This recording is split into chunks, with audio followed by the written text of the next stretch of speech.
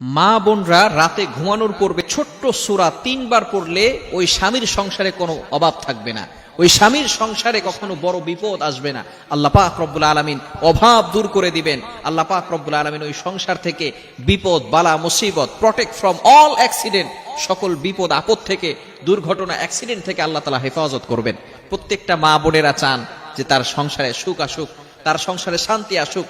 অনেক মা বোনেরা আমাদেরকে ফোন দিয়ে বলে, হুজুর সংসারে শান্তি নাই, হুজুর আমার স্বামীর টাকা পয়সার ভিতরে বরকত নাই। মা বোনদের জন্য অবশ্যই খুবই লক্ষণীয় একটি আমল, রাতে ঘুমানোর পূর্বে আমরা যদি এই সূরাটির আমল করতে পারি, আল্লাহ পাক রব্বুল আলামিন ওই ঘরের থেকে অভাব দূর করে দিবেন। শুধু তাই নয়, আল্লাহ পাক রব্বুল আলামিন বিপদ আপদ থেকে হেফাজত করবেন। পবিত্র কোরআনুল কারীমের ভিতরে ছোট্ট একটি সূরা রয়েছে, যদিও ছোট্ট সূরা, তবে এর ফজিলত অনেক বেশি। এই সূরাটি হচ্ছে সূরাতুল ইখলাস। কিভাবে পড়বেন বলছি। সূরাতুল ইখলাস এতটা ফজিলতপূর্ণ, আল্লাহ পাক রব্বুল আলামিনের পরিচয় এখানে রয়েছে। আল্লাহ পাক রব্বুল আলামিন জানিয়ে দিয়েছেন, এই সূরার ভিতরে তার পরিচয় বলে দিয়েছেন। নবীজি যখন কুরাইশদের কাছে, কাফের মুশরিকদের কাছে আল্লাহর পরিচয় দিতে গেলেন, তখন কাফের মুশরিকরা বলল, তোমার আল্লাহ কয়জন?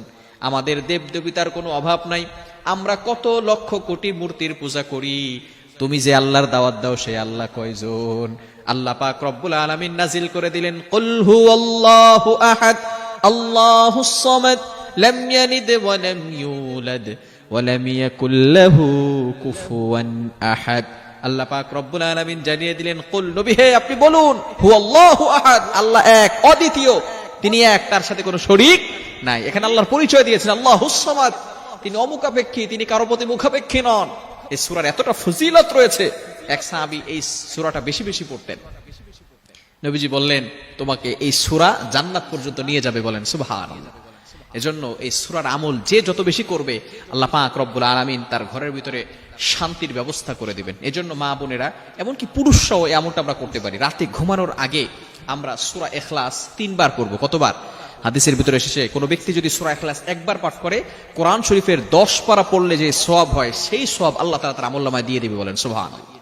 ৩ বার যদি কোনো ব্যক্তি পড়ে, তাহলে ৩ × 10 = 30 পারা কোরআন শরীফ পড়লে যে সওয়াব হয়, আল্লাহ তাআলা সেই পরিমাণ সওয়াব তার আমলনামায় দিয়ে দিবে। এজন্য রাতে ঘুমানোর আগে অবশ্যই 3 বার সূরা ইখলাস পাঠ করব। নারীরা, মা বোনেরা এই আমলটা অবশ্যই করবেন।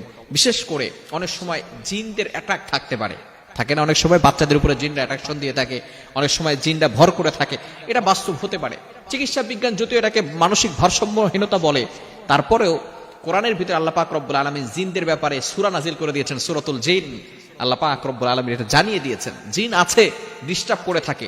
এজন্য সূরা ইখলাস 3 বার পড়বেন, এবং সূরা ফালাক, সূরা নাস আর আয়াতুল কুরসি এগুলো পড়লে, এরপরে বুকে ফু দিয়ে ঘুমালে, আল্লাহ পাক রব্বুল আলামিন সকল মানুষ শয়তান এবং জিন শয়তান থেকে আল্লাহ তাআলা ওই বান্দাকে হেফাজত করবেন। কোন ব্যক্তি তাবিজ করে, ব্ল্যাক ম্যাজিক করে আপনাকে কোনো ক্ষতি করতে পারবে না।